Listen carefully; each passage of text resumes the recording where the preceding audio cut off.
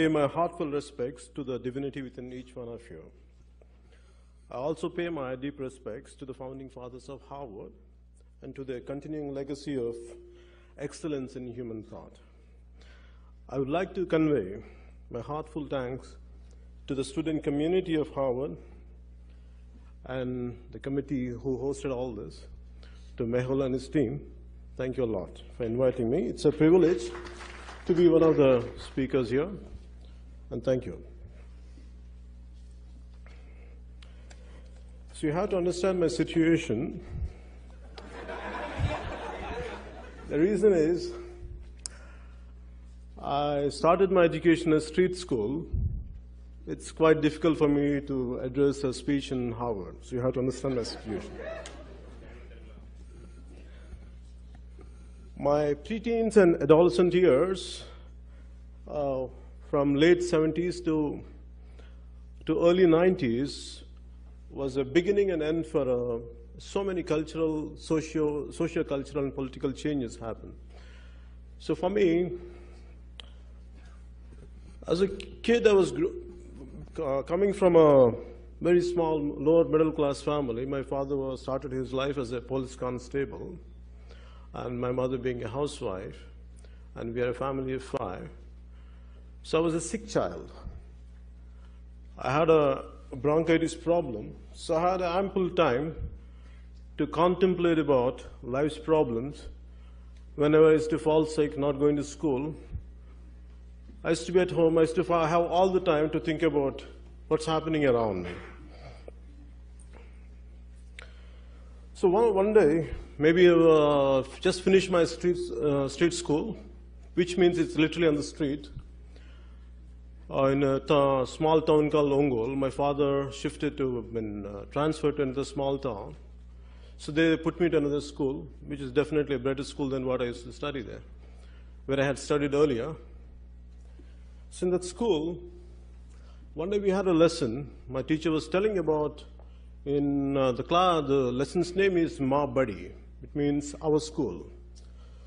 The lesson explains how beautiful our school is and what kind of school it is. And we have such beautiful trees, we have a huge playground, and we have a lot of things to play. We have a beautiful library, we have this kind of books. So it goes on, goes on. And suddenly my teacher turned because I said something to my friend and everyone were giggling. And he said, Kalyan, get up. I said, what were you saying? And I said, I had a doubt, and I was sharing with this guy. I said, what is it? I said, our school doesn't have a playground, and we don't have books, and we don't have any trees. And for me, what the teacher did, she told me to get up, and she gave me the beating of my life. Till now, I could never forget that. Because for me, the first time I realized in my life what had been written in the books, what had been said in the in spoken word, and the reality are two different things.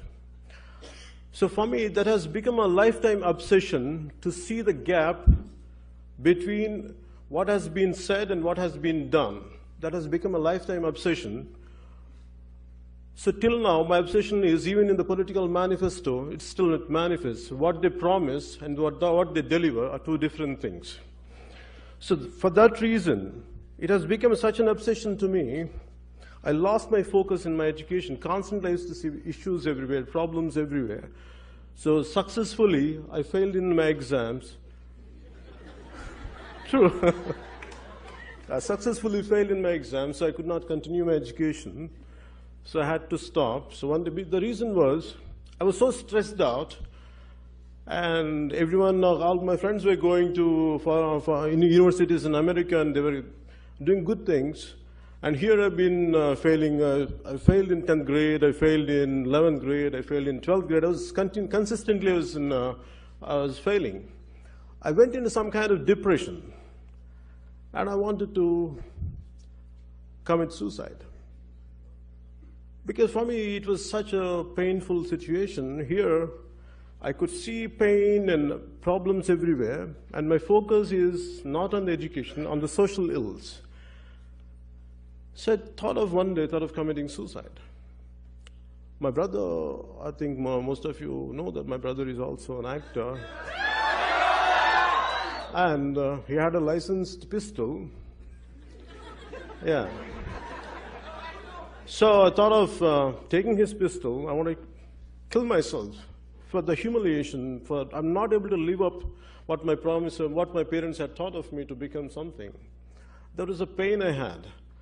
So luckily I said to one of my family members, and they hold me somewhere, they counseled me, and they somehow, I could not go ahead with that. And later I had given up my education, and somehow I started doing whatever I could do. Maybe I was experimenting with my life after that. I went into a different kind of education. I did my computers, and I went into yoga. I did a lot of martial arts and everything. I was continuing like that. So welcome you back. Welcome to the city of pearls. Welcome to the land of biryani. Welcome to Telangana. I hope you're having a great stay. We've had a great inaugural yesterday.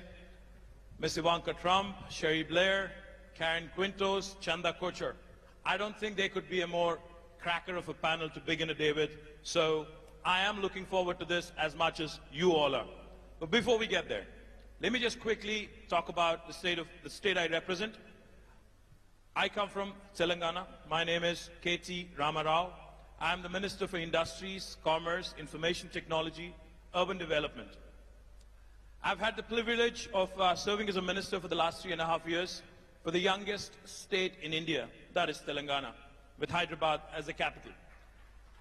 Now, in the last 3.5 years, we've tried to do some things which are truly unique, which are truly heartbreaking when it comes to innovation, workforce, skilling, etc., which is the theme that we are going to talk about today.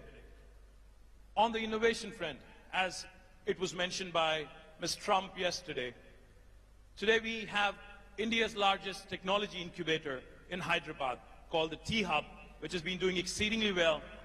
And come this time next year, by this time next year, we will be having the world's largest technology incubator / startup engine in our own city of Hyderabad right here. In fact, innovation has been a huge driver in the growth story of Telangana in the last 3.5 years. Our Honorable Prime Minister, Shri Narendra Modi, for the first time in Indian history, for the first time in the history of this country, talks about Startup India. He realizes the importance of innovation. He realizes the importance of skills.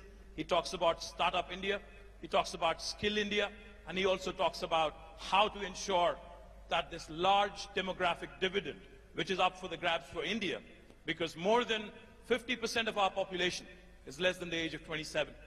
More than 2/3 of India today is less than the age of 35. So that goes to tell you, India has the largest think force. I don't like to call it workforce. India today has the largest think force on the planet for any country in the history of the planet. As the world is aging, India is getting younger. As the world today, the average age goes high and high, India is getting younger and younger. But that throws up a very interesting challenge. All the way from Hyderabad and Telangana government and right up to the United States and Trump administration. The one big challenge every government faces today is employment, is creation of jobs. Now that throws up an interesting question. How do we ensure that this so-called demographic dividend is completely harnessed, is completely leveraged by the governments? The human capital, how do we harness it? How do we ensure that this innovation and knowledge economy, how do we keep going? And how do we make sure, most importantly, women, for whom another added dimension, another compounded problem is the gender discrimination that is rampant across the first world, second world, or third world, irrespective of which country you come from.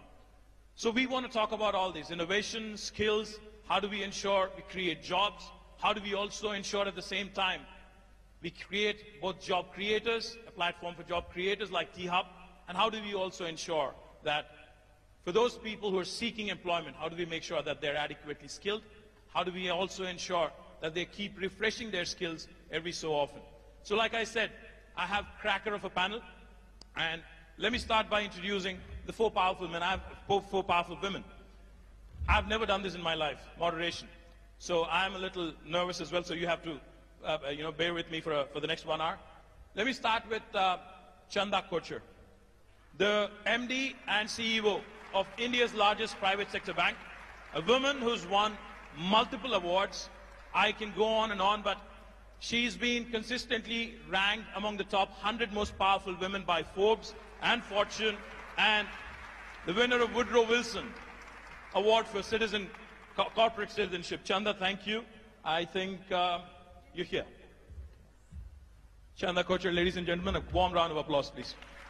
Next, I'd like to introduce Karen Quintos, the Chief Customer Officer of Dell, the highest ranked, most senior position held by a woman in Dell is currently held by Karen Quintos.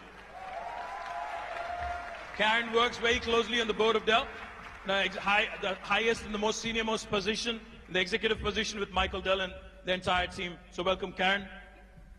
Next, we have a woman who's extremely popular, who's done significant work, who's been a tremendous pillar of support to a former UK Prime Minister, Prime Minister Blair, Sherry Blair of the Sherry Blair Foundation for Women. Ladies and gentlemen, please welcome her with a warm round of applause.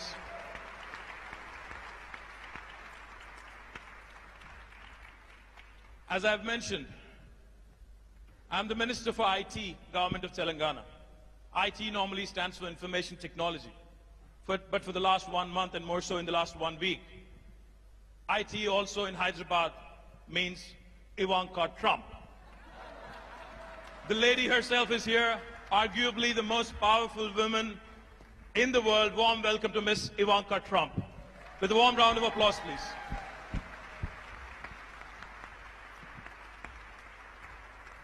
I didn't know what to call her because she dons multiple responsibilities, multiple roles, so I wanted to make sure we capture this moment.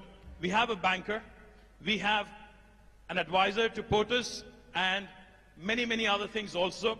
We have a lawyer, and then we have a chief marketing and chief customer officer. So welcome, ladies, and then we can get started. Thank you very much.